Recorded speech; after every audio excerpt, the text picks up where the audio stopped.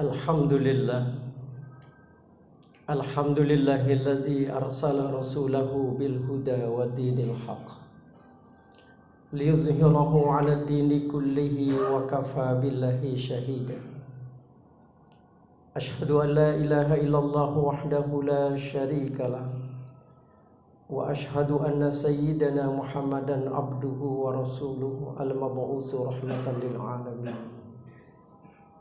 Allahumma salli wa sallim ala sayyidina wa habibina wa syafi'ina wa maulana Muhammadin wa ala alihi wa sahbihi ajma'in, amma ba'd. Faya ibadallah, usikum wa nafsi bitaqwallah faqad fazal muttaqun. Qala Allah ta'ala fi kitabihil karim wa huwa asdaqul qailin. A'udzu billahi minasy syaithanir rajim. Bismillahirrahmanirrahim. Wasari'u ila maghfiratin min rabbikum wa jannatin 'arduha as-samawati wal ardu u'iddat lil muttaqin. Shadaqallahul 'azim wa shadaqa rasuluhun nabiyyul habibul karim. Wa nahnu ala dzalika minasy syahidin wasyakirin walhamdulillahi rabbil alamin. Hadirin ma'asyiral muslimin, sidang Jum'ah yang dimuliakan Allah Subhanahu wa taala. Puji syukur senantiasa kita panjatkan ke hadirat Rabbul Jalil, Allah Jalla Jalaluhu, zat yang menggenggam hidup dan kehidupan kita, zat yang hanya kepadanya kita menghambakan diri kita, dan zat yang hanya kepadanya kita memohonkan pertolongannya. Sungguh karena nikmat dan karunia-Nya lah kita siang hari ini bisa berkumpul di tempat yang mulia ini untuk melaksanakan sholat Jumat berjamaah. Mudah-mudahan kehadiran kita di tempat yang mulia ini menghantarkan kita semua menjadi hamba-hambanya yang terbaik, menjadi hamba-hambanya yang selalu berada dalam ridho dan kasih sayangnya. Amin ya rabbal alamin. Hadirin ma'asyiral muslimin, sidang Jum'ah yang dimuliakan Allah Subhanahu wa taala. Pada kesempatan Jumat kali ini saya ingin menyampaikan satu pesan yang disampaikan oleh seorang ulama, seorang wali min auliya Allah, Syekh Ibnu Athaillah As-Sakandari, yang beliau sampaikan dalam tulisan beliau yang termaktub di dalam kitab Al-Hikam. Beliau memesankan dalam tulisannya, min alamatil i'timadi 'alal amal nuqsanur raja 'inda wuzudiz zalal. Dan tanda-tanda seseorang itu berpegang teguh pada amalnya adalah kurangnya pengharapan dia kepada Allah ketika dia sedang menghadapi musibah.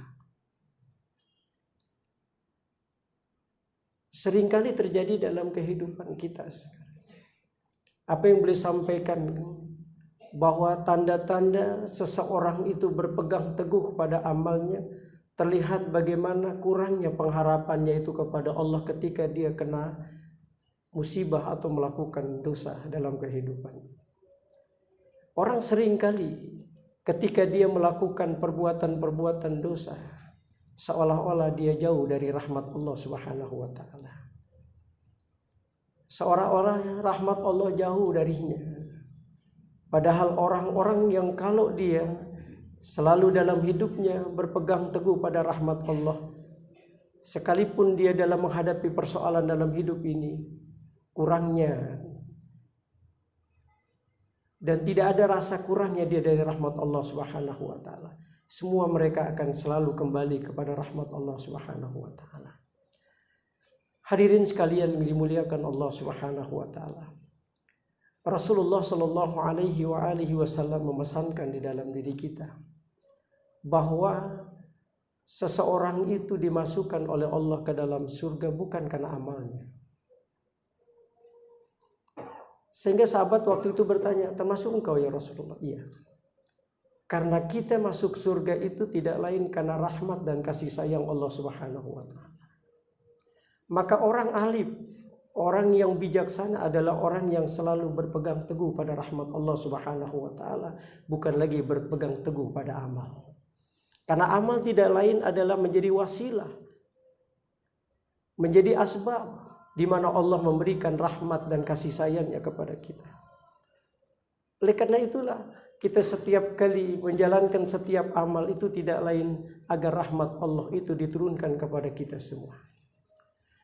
Nah, amal apa yang menjadi wasilah kemudian rahmat Allah diberikan kepada kita, sehingga kemudian kita selalu berpegang teguh pada rahmat dan kasih sayang Allah Subhanahu wa taala.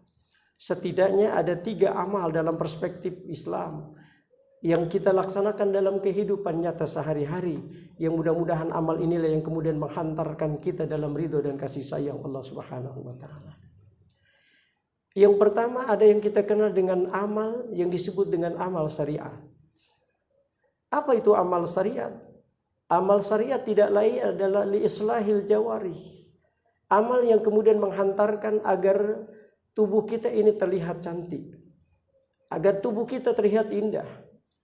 Lisan kita indah ketika bicara, pandangan kita indah ketika memandang, telinga kita akan indah ketika mendengar. Orang-orang yang mengamalkan amalan syariat akan terasa indah seluruh anatomi tubuhnya. Apa yang dimaksud dengan amalan syariat yang kita kerjakan dalam kehidupan sehari-hari? Yang pertama tidak lain adalah taubat. Taubat ini bagian dari amal syariat. Kalau bahasa kita barangkali taubat itu identik dengan mandi, bersih-bersih kita dari kekotoran-kekotoran noda. Karena sebentar lagi kita akan memakai pakaian, maka perlu ada mandi untuk membersihkan kita dari kekotoran-kekotoran. Maka taubat ini menjadi sesuatu pintu di mana kita hendak melaksanakan amal syariat lebih sempurna. Setelah taubat, lalu kemudian kita memasuki amal yang kedua yang disebut dengan takwa.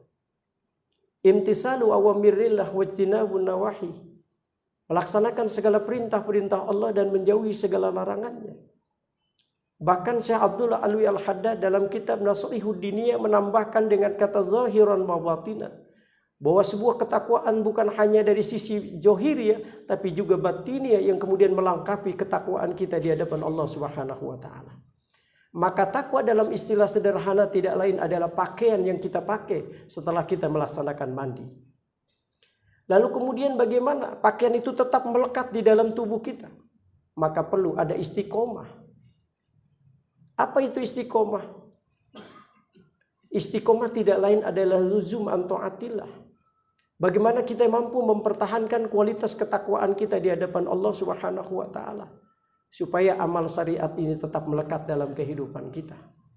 Loh, kalau 3 amalan ini kita laksanakan dalam kehidupan kita sehari-hari, maka akan terlihatlah jawari kita indah.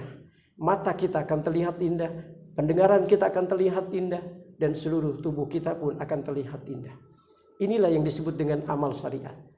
Yang kedua ada amal tarekat. Amal tarekat ini kalau amal syariat adalah bagaimana memperindah kita punya anggota tubuh. Bagaimana lisan kita indah, bagaimana mata kita indah. Maka amalan tarekat tidak lain adalah li islahil qalb. Bagaimana mempercantik kolbu kita. Bagaimana terasa indah kita punya kolbu. Sehingga tidak lagi ada sifat suudzon di dalam diri kita, buruk sangka di dalam diri kita. Maka amalan tarekat ini penting dalam kehidupan kita. Karena ini juga yang akan menghantarkan kita dalam ridho dan kasih sayang Allah Subhanahu wa taala. Apa yang maksud dengan amalan tarekat yang kita kerjakan? Yang pertama adalah ikhlas. Apa yang kita selalu baca di dalam doa kita, dalam solat kita, innas solati wa nusuki wa mahyaya wa mamati lillah. Ketika kita sandarkan hidup kita hanya kepada Allah, bukan lagi kepada manusia, itulah sebuah keikhlasan. Dalam istilah sederhana, keikhlasan tidak lain ketika kita tidak lagi melibatkan makhluk dalam penghambaan kita di hadapan Allah. Karena orientasi dalam kehidupan kita dalam beribadah tidak lain adalah Allah Subhanahu wa taala. Kalau orang sudah menyandarkan dirinya hanya kepada Allah, disitulah sebuah keikhlasan akan muncul. Nah, yang kedua setelah ikhlas amalan tarekat itu apa? Sidqun, jujur. Ternyata dalam perspektif agama, jujur ini lebih tinggi daripada ikhlas. Bisa jadi orang yang beribadah kepada Allah, yang sholatnya dia bisa saja ikhlas, tapi belum tentu jujur. Di mana letaknya? Bisa jadi kita mengucapkan bismillah, tapi hati kita bukan lagi berada pada saat kita bismillah, tapi hati kita mungkin berada di tempat lain. Kita membaca alhamdulillah dalam sholat kita, tapi hati kita belum tentu sama dengan apa yang kita ucapkan. Maka kejujuran itu penting ketika kita beramal amalan tarekat. Yang ketiga, amalan tarekat itu tidak lain adalah tumakninah. Merasa tenang ketika bersama dengan Allah Subhanahu wa taala. Seperti kita merasa bahagia ketika kita berkumpul dengan keluarga kita, dengan sahabat-sahabat tercinta kita. Maka tumakninah tidak lain adalah merasa bahagia, merasa senang ketika bersama dengan Allah Subhanahu wa taala. Maka pantas kalau Imam Ghazali di dalam kitab Bidayatul Hidayah mengingatkan kepada kita bahwa seyugianya seorang yang beriman kepada Allah melazimkan zikrullah, karena zikir itulah yang kemudian menghantarkan kita kepada satu sikap apa yang disebut dengan tumakninah. Ketenangan batin akan muncul di dalam diri kita. Inilah 3 amalan tarekat yang juga akan menghantarkan kita dalam ridha Allah Subhanahu wa taala. Dan terakhir adalah amal hakikat. Kalau amalan syariat adalah amalan yang mempercantik seluruh jawarih kita, tubuh kita, amalan tarekat mempercantik kita punya kolbu kita, maka amalan hakikat tidak lain adalah amalan yang akan mempercantik kita punya ruh. Kalau ruh sudah indah, kalau ruh sudah cantik, insya Allah ruh ini akan mengenal Allah Subhanahu wa taala. Dan kalau ruh sudah mengenal Allah, maka sebelum kematian seorang hamba itu, kata Rasulullah sallallahu alaihi wasallam, Allah sudah perintahkan seluruh malaikat untuk menghadiri proses bagaimana ruh kita keluar dari jasad. Sebagaimana yang Rasulullah sampaikan di dalam kitab Tanbihul Ghafilin, Sahabulais As-Samarqandi menceritakan bahwa ruh orang-orang yang indah ruhnya ketika meninggal dunia, Allah utus malaikat dari langit untuk menyaksikan proses ruh kita keluar. Berapa banyak itu malaikat yang dipersaksikan pada saat itu. Rasul menyebutnya madal basar, sepanjang pandangan mata kita seluruh malaikat itu bersama. Dan pada saat itu malaikat Israel alaihissalam pun memanggil kita dengan bahasa yang indah. Malaikat mengatakan, ya ayyatuhan nafsul mutmainnah ukhruji ila magfiratillahi wa ridwani. Wahai ruh yang tenang, ukhruji, keluarlah engkau ila magfiratillahi wa ridwani, menuju ampunan dan keriduan Allah Subhanahu wa taala. Begitulah ruh kalau sudah cantik, begitulah ruh kalau sudah indah, begitulah ruh kalau sudah mengenal Allah Subhanahu wa taala. Maka bagaimana amalan yang bisa mempercantik ruh kita, bisa memperindah ruh kita di hadapan Allah? Maka amalan yang pertama adalah muraqabah. Apa itu muraqabah? Sebuah kesadaran vertikal di dalam diri kita bahwa kita ini selalu diawasi oleh Allah Subhanahu wa taala. 24 jam hidup kita diawasi oleh Allah Subhanahu wa taala. Kalau kita sudah merasa bahwa diri kita diawasi oleh Allah Subhanahu wa taala, mungkinkah ada celah kita untuk berbuat maksiat di hadapan Allah? Mungkinkah ada satu sikap di mana kita merasa kemudian bersalah dengan kita sengaja melakukannya? Saya kira tidak. Orang kalau sudah disifati dengan sikap muraqabah, maka akan lahirlah kehati-hatian di dalam menjalani hidup. Maka saya mengutip salah satu apa yang pernah dialami oleh Sayyidina Umar bin Khattab ketika dia melakukan belusukan di keheningan malam. Tiba-tiba dalam sebuah perjalanan Sayyidina Umar menyaksikan ada seorang ibu dengan anaknya sedang bercakap-cakap. Sayyidina Umar mendengarkan dengan cara seksama ucapan seorang ibu kepada anaknya ketika si ibu ini berusaha memprovokasi anaknya dengan kalimat, anakku, bagaimana kalau seandainya susu yang kita jual ini kita campur dengan air, sehingga kita akan bertambah banyak menghasilkan susu dan ini pun akan berpengaruh pada dagangan kita, tentu hasilnya akan lebih besar. Kita akan mendapatkan laba besar dengan penjualan susu besok ketika susu ini kita campur dengan air. Si anak ini dengan jawaban yang luar biasa, Sayyidina Umar melihatnya. Dia mengatakan, ibu mohon maaf. Bukankah perbuatan kita ini perbuatan zalim, perbuatan yang melanggar aturan main Allah? Bagaimana kalau seandainya pemimpin kita tahu Sayyidina Umar akan perbuatan kita malam ini, Ibu? Tentu kita akan mendapatkan hukuman yang setimpal karena kejahatan kita malam ini. Si ibu itu dengan entengnya menjawab, "Nak, tenang saja. Sayyidina Umar tidak melihat kita. Amirul Mukminin tidak akan menghukum kita karena dia tidak melihat kita malam ini, Nak." Spontan anak ini menjawab, "Ibu, mohon maaf. Sayyidina Umar mungkin tidak melihat kita. Sayyidina Umar mungkin tidak akan menghukum kita karena dia tidak hadir di tengah-tengah kita, menyaksikan kezaliman yang kita lakukan malam ini. Tapi Allah Subhanahu wa taala menyaksikan apa yang kita lakukan, Ibu. Kita lepas dari hukuman Sayyidina Umar, tapi kita tidak akan lepas dari hukuman Allah Subhanahu wa taala. Kita mungkin lepas dari hukuman dunia, tapi kita tidak akan lepas dari hukuman akhirat." Ucapan itulah yang menggetarkan kalbu Sayyidina Umar bin Khattab sehingga dia kemudian pulang ke rumahnya. Belum memanggil anaknya Asim bin Umar bin Khattab. Lalu kemudian rekomendasi Sayyidina Umar agar Asim bin Umar bin Khattab mengawini perempuan yang Sayyidina Umar temukan malam itu. Maka dalam catatan sejarah dari perempuan inilah kemudian lahir generasi yang kita kenal dengan generasi Umar bin Abdul Aziz. Seorang pemimpin besar. Seorang pemimpin yang kelihatannya kepemimpinannya mengimbangi kepemimpinan datuknya Sayyidina Umar bin Khattab. Karena lahir dari wanita yang memiliki sikap muraqabah, kesadaran vertikal bahwa dia selalu berada dalam pengawasan Allah. Maka kalau seandainya kita hidup selalu dalam pengawasan Allah, terus menerus, maka akan lahirlah sikap yang kedua. Amalan hakikat adalah musyahadah. An ta'budallaha ka'annaka tarah. Ketika kalian beribadah kepada Allah, kalian melihat Allah. Selama kita terus menerus yakin bahwa kita akan terus diawasi oleh Allah Subhanahu wa taala, maka akan lahirlah pelan sedikit demi sedikit musyahadah itu di dalam diri kita. Merasa diri kita diawasi, akan lahirlah penglihatan batin kita seolah-olah kita melihat Allah Subhanahu wa taala. Barulah setelah itu, amalan yang ketiga adalah amalan yang kemudian akan melahirkan keridhaan Allah adalah ma'rifah. Ma'rifah inilah yang kemudian dikenal dengan ruh yang mengenal Allah. Maka kalau ruh sudah mengenal Allah, maka bahasa di dalam hadis Rasulullah SAW, "Man ahabba liqa Allah, ahabballahu liqa'ah." Siapa saja seorang hamba yang rindu berjumpa dengan Allah, maka Allah pun akan mengapresiasi kerinduan si hamba itu dengan Allah pun rindu kepada hambanya. Maka para mufassir seringkali menerjemahkan, menginterpretasi ayat, "Ya ayyatuhan nafsul mutmainnah, irji'i ila rabbiki radiyatan mardiyah, fadkhuli fi ibadi wadkhuli jannati." Wahai jiwa-jiwa yang tenang, wahai jiwa-jiwa yang tenang, irji'i.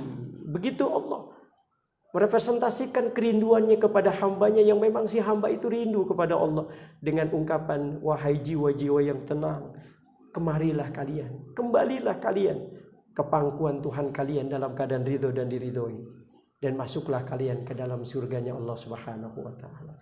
Begitulah amalan-amalan yang akan menghantarkan kita dalam ridho Allah Subhanahu wa taala. Mudah-mudahan 3 amalan, baik itu amalan syariat yang akan mempercantik jawari kita, tubuh kita, maupun amalan tarekat yang akan mempercantik kolbu kita, sehingga sudah tidak ada lagi sifat suudzon, merasa diri kita benar, merasa diri kita paling, karena amalan kolbu ini akan selalu kita lakukan. Dan yang ketiga, amalan hakikat, amalan yang akan mempercantik kita punya ruh, yang akan memperindah kita punya ruh. Kalau 3 amalan ini mampu kita aktualisasikan dalam kehidupan kita, insya Allah Allah akan menjadikan kita orang-orang yang terbaik, orang-orang yang selalu berada dalam ridho dan kasih sayang Allah Subhanahu wa taala, sehingga Allah menempatkan kita nanti pada hari kiamat ke surganya dengan ridho Allah Subhanahu wa taala. Barakallahu li wa lakum fil Qur'anil azim wa nafa'ani wa iyyakum bima fihi minal ayati wa zikril hakim. Aqulu qawli hadza wastaghfirullah li wa lakum wa lisairil muslimina wal muslimat fastaghfiru innahu huwal ghafurur rahim. Allahumma shalli ala sayyidina Muhammad.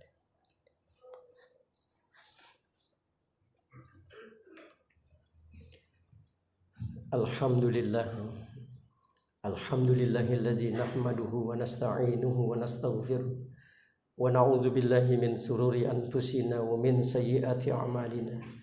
من يهد الله فلا مضل له ومن يضلل فلا هادي له أشهد أن لا إله إلا الله وحده لا شريك له وأشهد أن سيدنا محمدا عبده ورسوله لا نبي بعده اللهم صل وسلم على سيدنا محمد وعلى آل سيدنا محمد قال الله تعالى في كتابه الكريم أعوذ بالله من الشيطان الرجيم بسم الله الرحمن الرحيم يا أيها الذين آمنوا اتقوا الله حق تقاته ولا تموتن إلا وأنتم مسلمون وقال أيضا إن الله وملائكته يصلون على النبي يا أيها الذين آمنوا صلوا عليه وسلموا تسليما اللهم صل وسلم على سيدنا محمد وعلى آل سيدنا محمد كما صليت على إبراهيم وعلى آل إبراهيم وبارك على سيدنا محمد وعلى آل سيدنا محمد كما باركت على إبراهيم وعلى آل إبراهيم في العالمين إنك حميد مجيد اللهم اغفر للمؤمنين والمؤمنات والمسلمين والمسلمات الأحياء منهم والأموات اللهم اصلح لنا ديننا الذي هو عصمة أمرنا واصلح لنا دنيانا التي فيها معاصنا واصلح لنا آخرتنا التي إليها معادنا واجعل الحياة زيادة لنا في كل خير واجعل الموت راحة لنا من كل شر اللهم افتح لنا أبواب الخير وأبواب البركة وأبواب الرحمة وأبواب النعمة وأبواب الرزق وأبواب الصحة وأبواب العافية وأبواب السلامة وأبواب الجنة ربنا آتنا في الدنيا حسنة وفي الآخرة حسنة وقنا عذاب النار عباد الله إن الله يأمر بالعدل والإحسان وإيتاء ذي القربى وينهى عن الفحشاء والمنكر والبغي يعظكم لعلكم تذكرون فاستغفروا إنه هو الغفور الرحيم ولذكر الله أكبر